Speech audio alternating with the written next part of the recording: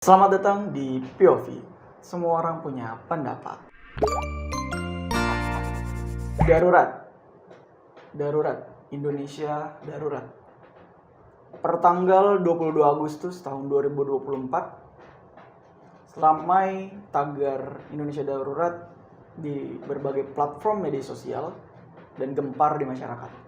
Banyak artis, komedian, komika, masyarakat, mahasiswa, buruh, dan lain sebagainya menggunakan tagar Indonesia darurat. Semua mata tertuju terhadap satu hal dan sangat ramai sampai aksi di mana-mana di seluruh Indonesia turut bergulir. Hari ini kita akan bahas apakah itu dan bagaimana bisa terjadi. Kita sudah kedatangan Ketua BEM Jentera, Ya betul, STHI Jentera. STHI Jentera. Atas nama? Saya Andrianus Utomo sebagai Ketua BEM dari STHI Jentera. Ketua BEM Jentera STHI ya. STHI Jentera atau Jentera STHI? STHI Jentera, Sekolah Tinggi Hukum Indonesia Jentera. Sekolah Tinggi Hukum Indonesia Jentera. Oke, ini bisa ceritain background ini enggak? Kampusnya?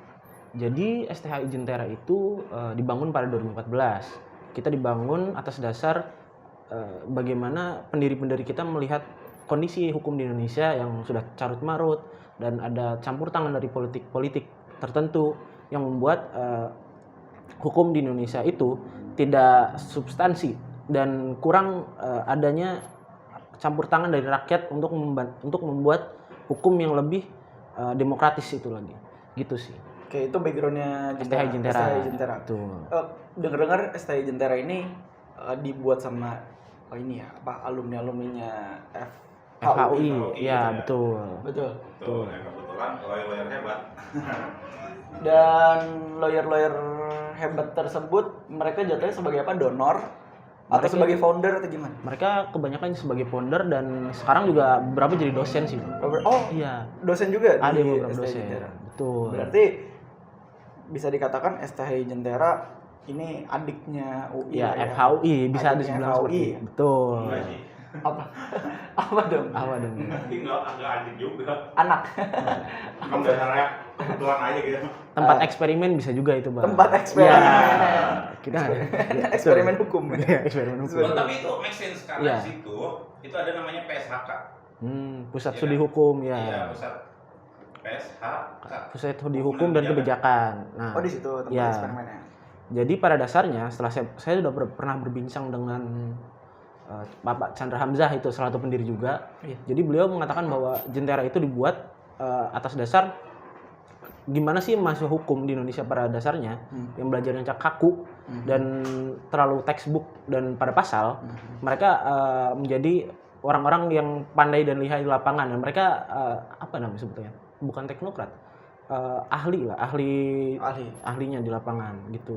Ini di mana lokasi kampusnya? Kalau boleh Kita tahu. kampusnya ada di Jalan Setiabudi atau Kuningan. Itu di belakang KPK lah. Itu. Jakarta Selatan. Jakarta Selatan, betul. Ya, berarti teman-teman kalau ada yang mau tertarik untuk masuk Jentera Ya, bisa menghubungi ketua BEM. pendaftarannya udah tutup kebetulan. Tahun depan. Tahun depan mungkin masih bisa. Ya, itu. Dia katanya ada kuotanya juga kan per tahun ya? Berapa Ya, orang? ada kuotanya maksimal itu 30 orang. 30 orang tuh guys. Ya, soalnya kita eksklusif. Iya. Oh iya, jangan lupa ada beasiswa juga. Oh, ada beasiswa. Ya, itu umumnya cuma ada 14 atau 15 orang doang yang beasiswa. Dari 30. Dari 30 gitu. Nah, jangan lupa nanti atau tahun depan daftar. Ini ada ketua BEM. Nanti kita cantumkan sosial medianya Siap. di deskripsi. Ya. Bicara mengenai hukum, bicara mengenai Jentera, gimana sih tanggapannya nih sebagai ketua BEM? Kita tarik ke belakang tentang Pilpres 2024 ini, yang 2023 itu kan ramai diperbincangkan mengenai putusan MK. Ya. Nomor berapa ya? 90. Nomor 90 yang bisa dikatakan tendensius untuk menaikkan salah satu calon, Ya. katakanlah Mas Gibran, yang mana kita bisa melihat ini sepertinya aturan pesanan gitu atau orderan. Nah, ini bagaimana pandangan dari Ketua BEM Jentera? Kebetulan kalau untuk putusan MK nomor 90 itu kita melihatnya bahwa ada campur tangan dari pemerintah yang mereka mereka mengganggu netralitas dari Mahkamah Konstitusi itu sendiri. Dengan menggunakan saudara sepupunya atau siapa itu menantu pamannya Gibran untuk membuat opini para hakim-hakim tersebut agar putusan MK itu disahkan gitu sih Bang. Dan itu artinya memang ada setir dari kekuasaan. Ya, campur tangan politik pemerintah itu. Campur tangan politik pemerintah yang dibuktikan Ketua MK pada saat itu Anwar Usman terbukti melanggar kode etik. Betul, itu dia masuk dari situ. Berarti itu artinya kita bisa katakan bahwa putusan MK 90 adalah campur tangan pemerintah. Iya, betul. Kekuasaan pemerintah. Harusnya iya. Kan udah terbukti melanggar etik kan. Ya. Cuman untuk hal itu sebenarnya ada suatu keresahan dari kita. Mengapa Komisi Yudisial tidak memberikan peringatan atau teguran atau apapun kepada Ketua MK? Mereka hanya memberikan sanksi yang teguran doang sebenarnya, teguran, bukan pencopotan atau apapun, gitu sih. Iya. Yang sangat disayangkan dari kita. Tapi bukannya Anwar Usman ini ya nggak jadi Ketua MK? Iya, nggak jadi. Sekarang masih anggota. Iya, waktu itu kan Ketua MK, kemudian dicopot kan? Ya. Dicopot jadi anggota. Jadi anggota. Cuman yang sangat disayangkan kenapa dia tidak dicopot dari MK, maksudnya itu yang dari KJ. Iya, kenapa nggak dikeluarin sekalian itu sih. Dan putusannya juga dihitungnya sah padahal terbukti melanggar etik. Terbukti melanggar etik karena berdasarkan undang-undang kan hasil yang diputuskan oleh MK itu final dan mengikat. Ya, betul. Itu dia di situ kan maksudnya berarti hukum kita tuh celahnya di situ. Ya, ada loophole-nya di situ. Dan justru kalau melihat dari situ seharusnya putusan MK itu dijadikan undang-undang. Undang-undang tentang pemilu. Karena setelah putusan MK harusnya diadakan rapat PKPU. PKPU itu PKPU. Sampai sekarang nggak pernah dilaksanakan itu. Oh iya. Iya, sampai sekarang PKPU tentang pemilu kemarin. Iya, hanya landasannya putusan MK aja. Makanya itu sangat kita melihatnya kok ada yang aneh. Kenapa nggak kayak sebelum-sebelumnya itu putusan MK pasti merubah undang-undang yang dibahas gitu sih. Dan itu gelombang penolakan itu besar sekali ya dari masyarakat, akademisi, bahkan guru besar FHUI atau guru besar UI waktu itu ya. Guru besar banyak ya. FHUI ada, UI ada, kemudian banyak akademisi yang menolak. Seluruh Indonesia itu menolak karena itu mengganggu tatanan negara. Ya, betul. Karena konstitusi adalah benteng terakhirnya negara kan. Ketika misalkan konstitusinya aja udah bisa diobrak-abrik atau diacak-acak, bagaimana nanti sipil dan rakyat gitu dengan mudahnya konstitusi. Betul. Makanya waktu itu banyak gelombang penolakan. Tapi pada akhirnya kan semua pihak dipaksa untuk legowo. Karena final dan mengikat itu kan. Iya. Cuman itu sih maksudnya yang sangat disayangkan, kenapa setelah dari putusan yang final dan mengikat itu kenapa tidak ada PKPU di DPR RI yang harusnya dirubahnya di situ perancangannya. Karena waktu itu udah langsung udah deket. Karena ada mepet itu dia. Jadi semua pada fokus pilpres. Gitu. Sampai dengan akhirnya di ending ada ini kan dirty vote muncul. Salah satunya kayaknya yang berperan orang Jentera juga kan. Iya, dosen kita Mbak Bivitri Susanti kebetulan. Iya, beliau menolak juga kan. Nah, gua mau konfirmasi nih sebagai lu ketua BEM. Beliau bagaimana di kampus sebagai dosen netralitasnya? Karena yang jadi pertanyaan, ini gua agak sedikit karena yang menjadi perbincangan orang-orang banyak pada saat itu, nih guru-guru besar atau yang lain sebagainya dibayar atau ditunggangi oleh kepentingan karena memiliki pandangan dengan atau ada affiliate dulunya sama salah satu paslon misalnya gitu. Nah, gua mau nanya nih, apakah beliau Bu siapa? Mbak Bivitri Susanti. Bagaimana netralitas beliau sebagai seorang akademisi? Sebenarnya beliau itu adalah seorang yang progresif. Dan tipikal dosen dan mahasiswa Jentera itu kita mengacu pada salah satu tokoh di hukum Dewi Temis. Ya, Dewi Themis itu yang diceritakan dia adalah seorang dewi yang memegang jangkar keadilan. Oh iya. Ya, timbangan keadilan. Iya. Cuman kita menganggap bahwa Dewi Themis seharusnya tidak ditutup matanya. Tidak dibutakan oleh kesengsaraan masyarakat. Kita harus selalu berpegang teguh pada masyarakat yang tertindas, masyarakat kecil. Dan kita harus terus bergerak bersama masyarakat kecil itu. Meskipun kasarnya ya, hukum itu kan kita dilihat mau benar atau salah itu adalah jawabannya. Nah, sedangkan kita dan apalagi Mbak Bivitri Susanti, kita selalu menganggap bahwa bukan seperti itu seharusnya hukum. Kita seharusnya selalu memihak pada mereka yang tidak memiliki power. Mereka yang tidak memiliki power. Ya, itu dia. Maksud gua sih sebenarnya terserah mau mihak atau enggak ya, tapi kan kondisinya adalah saat itu yang kita lawan adalah karena ada penyimpangan yang tadi putusan tadi itu kan. Ya, itu itu adalah cara salah satu. majunya yang enggak elegan aja gitu, makanya buat gue sih sebenarnya mau memihak atau enggak di situ udah salah gitu. Iya. Sebenarnya secara netral hal itu udah salah dikarenakan misal ini nggak apa-apa nyebut seseorang kan. Misal kita ngomong kayak anaknya Megawati. Mbak Puan mau naik menjadi DPR aja, dia harus kaderisasi selama berapa puluh tahun gitu. Iya, untuk menjadi orang di anggota DPR dicalonkan. Atau mungkin siapa ya? AHY saat SBY menjadi presiden, beliau kan tidak merubah konstitusi agar anaknya menjadi wakil presiden atau menjadi presiden gitu. Betul. Iya sih. Menurut gue sepertinya terlihat kemarin terlalu ini sekali ya, dipertontonkan kecurangan. Kita bisa katakan ini kecurangan nggak sih? Wah, itu udah sangat curang sih, itu sangat curang. Soalnya yang memiliki power sebesar itu kan hanya presiden sebenarnya yang memiliki daya campur tangan politis ke banyak hal, banyak pihak. Karena beliau juga punya kekuatan politik dan ini juga kepala pemerintahan. Iya, kepala pemerintahan juga. Iya, kepala pemerintahan juga kan. Betul. Yang tertinggi di Indonesia. Memang yang punya power sebesar itu cuma satu orang. Apalagi jaringan beliau dan geng solonya seperti ketua Kapolri, kepala TNI dan Panglima TNI dan lainnya itu kan sudah menguasai beberapa sektor Kementerian Dalam Negeri dan lainnya gitu sih. Wah, sih itu makanya terlihat sekali kecurangannya. Betul. Pada saat itu kan memang digugat terkait dengan kecurangan ini kan oleh pihak 01 dan 02. 01 dan 03 tapi kan tidak terbukti. Ya kan. Ini hanya sebagai pendapat aja ya. Kita sebagai lu sebagai mahasiswa hukum, gue juga sebagai warga sipil melihat ini adalah sebuah kecurangan dan ini pandangan kita secara pribadi. Tapi kita menghormati hasil keputusan MK. Betul. Ya kan?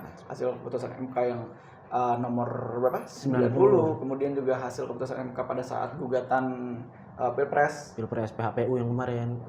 Yang sengketa pemilu. Ya, sengketa pemilu. Yang sengketa pemilu kan pada akhirnya kita semua dipaksa untuk menerima semuanya kan, dan kita juga menerima karena tahu bahwa keputusan MK itu bersifat final dan mengikat. Betul sekali, itu dia.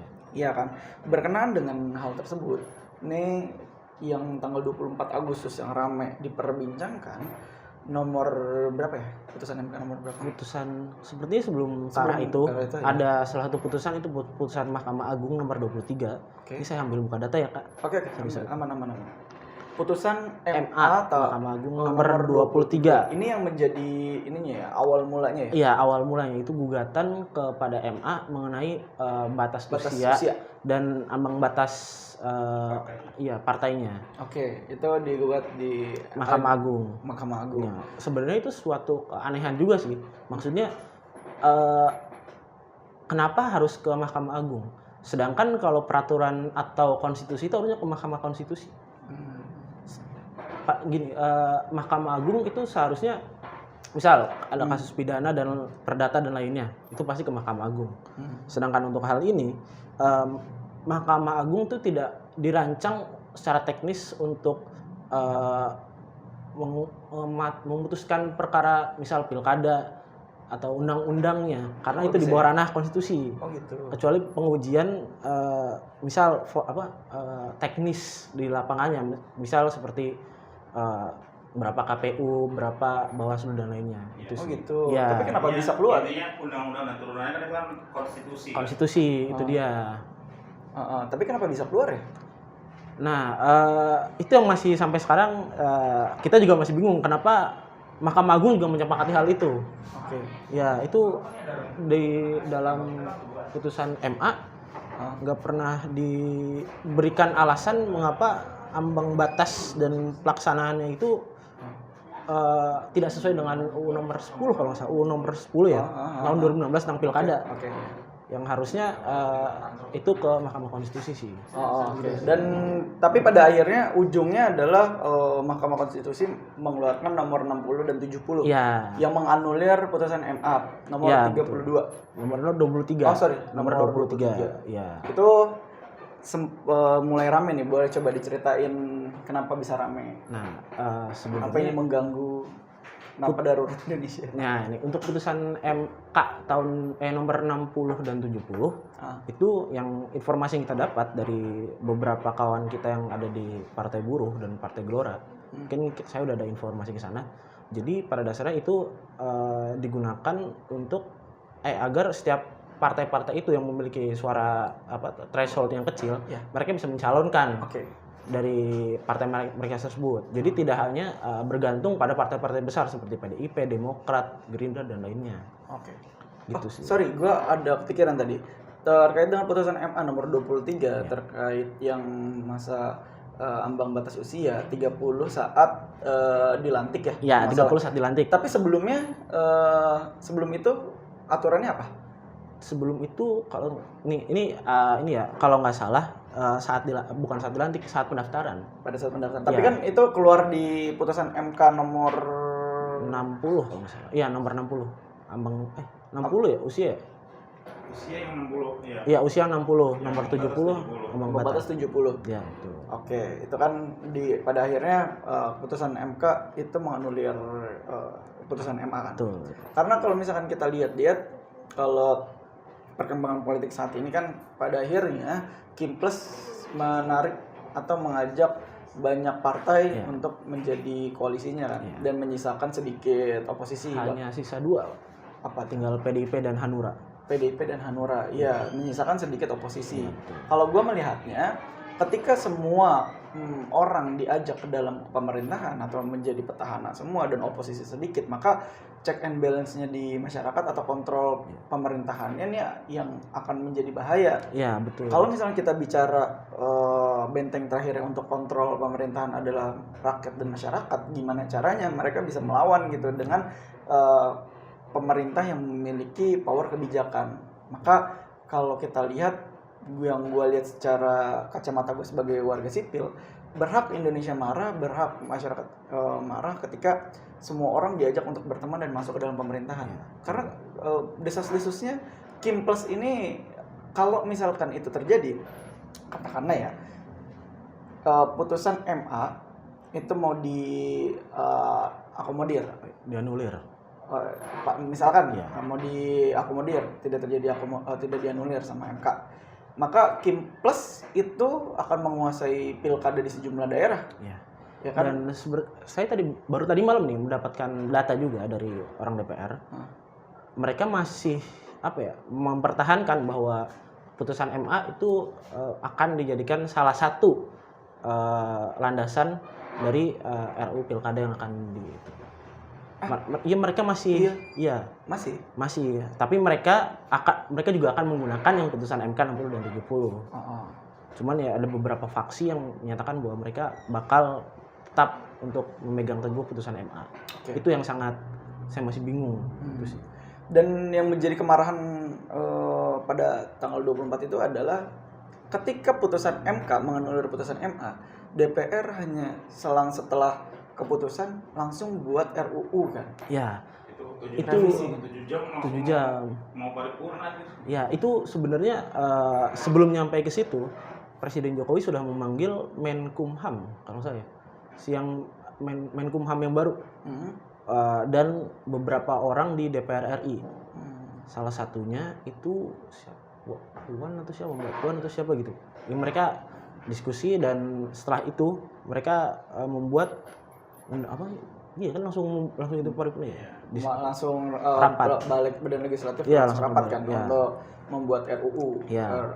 Merevisi RUU Pilkada. Iya. Yang mana kalau nggak salah yang gue lihat di redaksinya untuk menganulir putusan MK nomor berapa yang tadi yang ambang batas usia 60. 60. Itu redaksinya dikembalikan seperti putusan MA yang mana usia 30 boleh tapi pada saat pelantikan. Nah, itu kan merujuk sekali kepada potensi Mas Kaisang bisa naik menjadi gubernur atau wakil gubernur Ya. kan.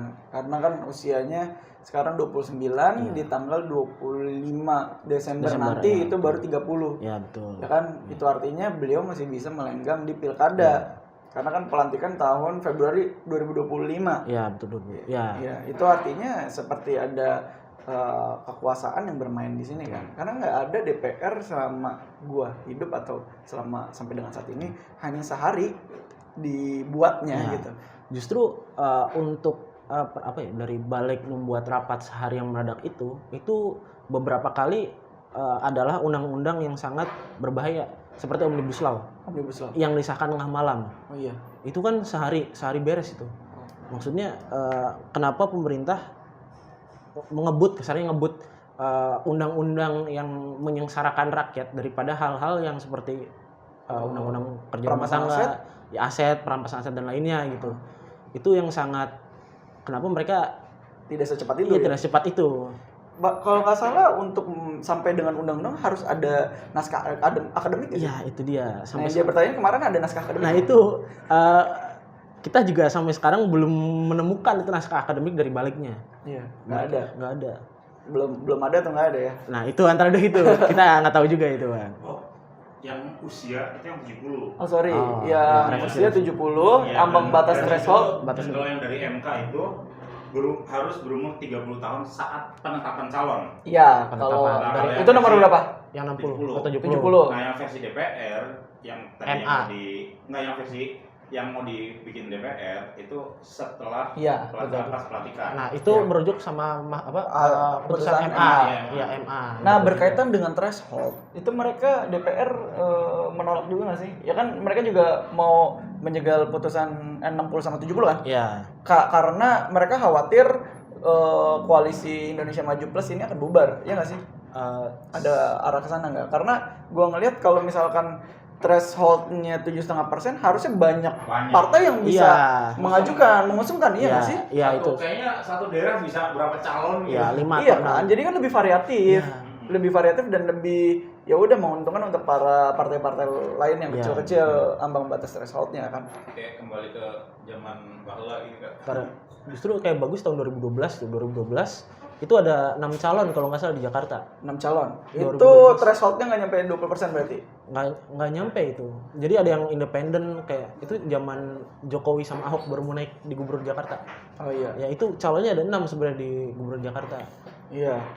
Berarti ya bisa dikatakan atau bisa ditafsirkan selaku ini sebagai warga sipil gua melihatnya ya mencegah agar koalisi Indonesia Maju Plus ini tidak terpecah karena kan mereka udah sangat kuat dan solid dan terlihat seperti membuat skenario untuk kota kosong atau melawan calon independen. Nah ya, justru kalau nggak salah saya juga baca kemarin ada salah satu mereka juga membuat calon independen lebih susah untuk naik. Oh iya. Ya. Jadi intinya lawan kota kosong. Iya, lawan kota kosong yang dibuat oleh mereka. Dan itu banyak KTP warga Jakarta yang dipalsukan untuk mendukung salah satu calon yang kota. Itu yang jenderal itu apa Kun Dharma Kun. Iya, Dharma. Itu yang itu Dharma Kun itu lumayan ini ya. Jadi perbincangan yang lumayan. Iya, karena banyak mencatut KTP warga Jakarta. Nah, itu. Ya, menurut gue sangat bahaya sih karena ketika pemerintahan itu gemuk ya nggak ada oposisi, bahkan PKS yang selama ini konsisten oposisi ditawarin jadi wakil gubernur di Jakarta lumayan goyah juga kan. Ya. Di balik tuh rapat balik kemarin PKS setuju aja tentang perubahan RUU yang sangat cepat itu. Padahal kalau misalkan PKS konsisten dengan oposisinya harusnya bisa menolak, tapi karena udah masuk ke Kinples, ya mungkin khawatir masalah internal lagi kan. Betul. Ya, gitu. Jadi memang berhak warga Indonesia marah pada saat itu. Jadi kalau yang dilihat bukan tentang Kaesangnya, bukan tentang PDIP, bukan tentang Anies Baswedan, bukan ya itu. Tapi ini tentang prosedur yang dijalankan secara tergesa-gesa, cepat, terkesan mengedepankan orderan. Ya. Gitu. Nah ini yang menjadi kemarahan warga Indonesia, masyarakat, dan sampai turun aksi ya? Ya, turun aksi. Tanggal 24 kemarin. 22. Tanggal 22 berarti 24 kemarin? Iya, tanggal 22. Tapi turun aksinya memang mulai pertama itu di 22. Iya. Sampai hari ini masih ada aksi. Sampai kemarin juga masih ada aksi sampai tanggal 24. Kemarin itu di depan KPU. Ya, gitu. Kita dari Oh iya ya, udah tanggal 22. Itu gimana ceritanya turun aksi? Lu ikut turun aksi? Ya, kita ikut turun aksi, dan pada dasarnya kita merasa kita tergerak karena bukti kecurangan itu sangat benar-benar di depan mata. Mereka sudah langsung merambah ke DPR untuk kasar menganulir putusan MK tersebut. Yang seharusnya tidak boleh, itu dia. Seharusnya DPR justru membuat PKPU-nya, bukan menganulir putusan MK. Itu dia. Maka setelah itu saya sebagai ketua BEM, saya mengajak mahasiswa Jentera dan beberapa kampus lainnya juga untuk terlibat dalam aksi tersebut. Tanggal 22 ya? Tanggal 22, 23 dan 24. 22, 23, 24. Ya. Itu turun aksi. Pada saat yang turun aksi yang pertama yang ramai itu kayak banyak artis-artis yang turun ke jalan, banyak komika. Terus juga sempat di sosial media itu bilang kayak lalu FOMO doang lu, dan gitu. Itu pandangan lu gimana sebagai ketua BEM? Justru menurut gua kita emang seharusnya FOMO sih. Karena gini, untuk hal-hal seperti ini kita nggak boleh ketinggalan. Apalagi ini menyangkut masa depan anak cucu kita dalam berdemokrasi. Ketakutan kita adalah setelah yang sekarang calon Prabowo Gibran naik, kemungkinan besar untuk demokrasi itu mati, tidak dijalankan di pilkada ini itu, dengan Jokowi yang cawe-cawe ke MK dan lainnya, itu kemungkinan pemilu dan pilkada itu bakal dihapuskan. Atau kemarin tuh saya juga membaca kemarin ada kemungkinan bahwa gubernur atau bupati di setiap daerah itu bakal ditunjuk langsung oleh presiden yang terpilih. Itu sih, itu yang sangat berbahaya. Itu yang berbahaya, makanya dicegah dan biar demokrasi ini terus tetap berjalan. Dan it's okay kalau teman-teman mau FOMO tentang politik, ya kan, itu nggak masalah. Karena itu masa depan kita ada di tangan kita sendiri. Betul. Ya FOMO juga banyak informasi yang beredar, ya FOMO tapi tahu, ya, jadi pada akhirnya kan tahu tentang kondisinya kan. Bukan cuma asal FOMO doang, tapi ini tentang dia FOMO tahu sehingga dia jadi yang tadinya skeptis, mungkin jadi pengen tahu tentang politik di Indonesia dan bagaimana sekarang kondisi yang sekarang dan kedepannya sih. FOMO yang halal. Ya, bukan FOMO yang halal, FOMO yang positif lah. Bukan halal. Gimana pas turun aksi kemarin, berjalan dengan lancar, menang, damai? Berjalan dengan sangat chaos kebetulan. Karena kita kan tergabung juga dalam BEM-SI kebetulan, BEM seluruh Indonesia, dan kebetulan kita juga kemarin sudah mengadakan konsolidasi di saat aksi bahwa ada kesepakatan setelah setelah sholat asar, kita akan menerobos masuk ke dalam jika suara kita tidak didengar. Karena sebelumnya ini ada aksi dari yang Partai Buruh terlebih dahulu, mereka bilang kalau dari DPR, khususnya waktu itu ada salah satu anggota DPR yang keluar. Siapa ya? Habibur Rahman atau Sufmi itu atau Dasko, antara dua itu. Yang keluar yang ke atas itu siapa? Dasko atau Habibur Rahman? Orang Gerindra itu. Itu sih Habibur Rahman. Habibur Rahman. Habibur Rahman menyatakan bahwa putusan RUU Pilkada itu bakal ditunda. Nah, sedangkan menurut kita penundaan itu bukan hal yang baik. yang harusnya itu diberhentikan, dibatalkan, bukan ditunda. Karena ditunda bisa saja tengah malam disahkan. Itu dia. Nah, itu kan jadi tuntutan kita juga dong. Iya, itu salah tuntutan kita. Harus dihentikan gitu pembahasan soal itu. Iya, harus dihentikan secara total. Secara total. Iya, itu. Dan akhirnya dihentikan secara total nggak pada saat itu, hari itu? Baru dihentikan secara total itu menurut informasi yang beredar sekarang baru kemarin di salah satu hotel kalau nggak salah ya, rapat konsinyering sama KPU. Iya, rapat dengar pendapat sama KPU itu baru dibatalkan. Iya, betul. Tapi sempat ada chaos di aksi kemarin di lapangan. Kebetulan saya adalah salah satu, ini bukti ya langsung, ini bocor yang ini bocor saat aksi. Kebetulan saya lagi di depan dan mengajak yang lain untuk mengikuti arahan konsolidasi seperti kita menerobos masuk dan lainnya. Tapi saya kebetulan terkena pukulan pentungan dari polisi yang saya juga represi, itu sangat-sangat represif. Sekitar berapa orang ya? 300 orang ditangkap dan beberapa ratus orang ya luka-luka dimasuk ke rumah sakit. Kebetulan saya juga salah satu yang terdampak dari represi itu. Saya mendapatkan 7 jahitan di kepala dan pingsan saat dipukul. Jadi ya pukulannya keras. Sangat keras kebetulan itu. Saya baru sadar setelah dijahit di pinggir jalan itu kepalanya. Waduh. Dijahit sama ini tim medis. Ada tim medisnya dari, kalau nggak salah dari FKUI deh. FKUI. Iya. Ada FKUI itu. Iya. Mana UKI apa ya? Iya, dari FKUI juga beberapa. Jadi pukulnya pas lu masuk langsung dihadang dan dipukul atau gimana? Saya sebenarnya lagi masuk, lagi mau bantu kawan saya. Saya tidak tahu itu, saya kira salah satu kawan saya yang masuk dan karena bentuk postur tubuhnya sama. Oh, lagi proses keluar ya? Iya, lagi proses keluar. Saya lagi membantu proses orang itu keluar dan saya lagi putar balik badan, saya dipukul. Tapi untungnya saya tidak langsung pingsan di tempat. Sebenarnya saya berhasil merangkak keluar dan ya udah pingsan dan gitu sih. Ngeri juga ya, ya. Represi dari aparat kepolisian. Bapak minta tolong Pak, jangan terlalu represif sama mahasiswa yang sedang menyampaikan aspirasinya. Itu. Jadi ada pesan nggak buat kepolisian Indonesia? Sebetulnya ini salah satu menyangkut dengan RUU kepolisian juga nih yang mau disahkan nih.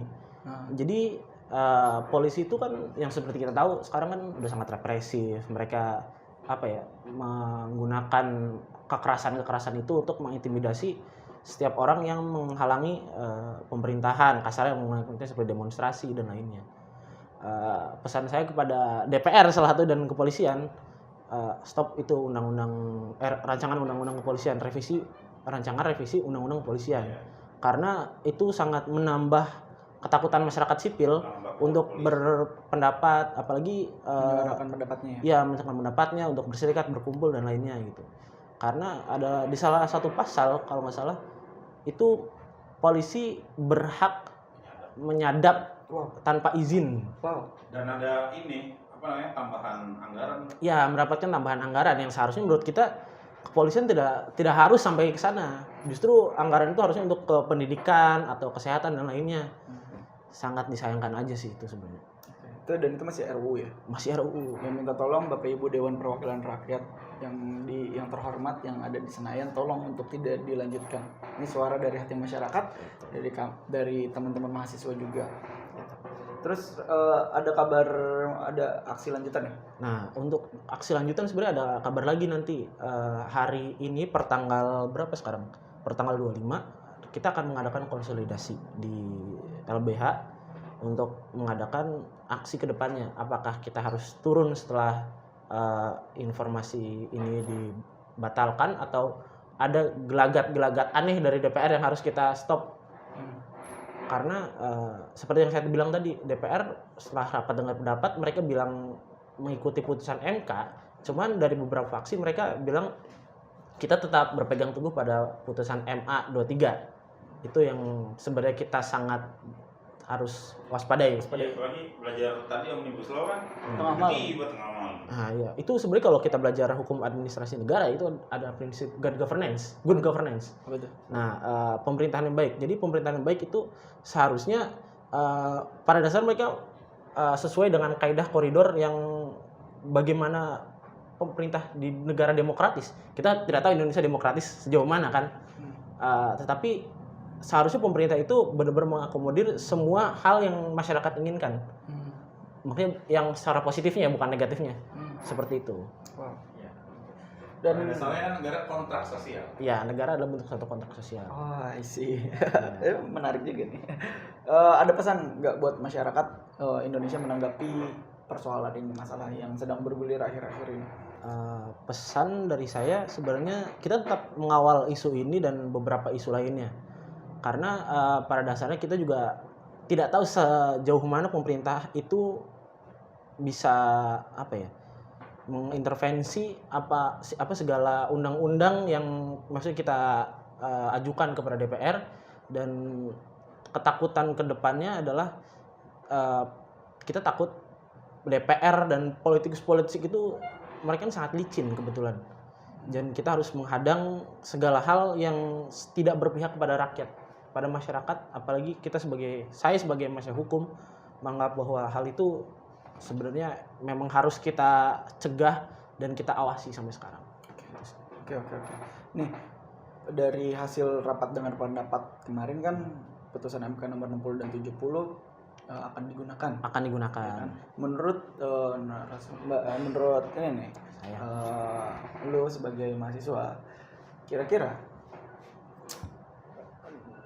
beneran diakomodir atau enggak oleh KPU? Mana yang akan dipakai gitu? Menurut saya dengan gelombangnya saat ini kemungkinan pemerintah akan menggunakan hal itu. Tapi ini dengan catatan ya. Saya juga barusan lihat tulisan Mbak Bivitri. Beliau mengatakan bahwa kita harus tetap mengawasi itu karena yang seperti tadi saya bilang itu beberapa fraksi masih berpegang teguh pada putusan MA yang sebelumnya harus dibatalkan. Itu sih. Oke, itu pandangan dari itu dia keadaan dan kondisi darurat di Indonesia per tanggal 22 Agustus ya 2024. Tetap dikawal, tetap diawasi, melihat bagaimana perkembangan politik dan bernegara Indonesia ke depannya, karena ini bukan tentang Kaisang, bukan tentang PDIP, bukan tentang Anies Baswedan, tapi ini tentang kita sebagai warga negara Indonesia dan anak cucu kita nanti. Demokrasi tetap berjalan di kehidupan kita selanjutnya. Terima kasih, saya Faisal Izul Haq, host dari POV Asamarta Entertainment. Jangan lupa pantengin terus sosial medianya di Instagram, TikTok, dan YouTube kami. Saya akhiri, dan saya narasumber, kemudian saya host dan narasumber.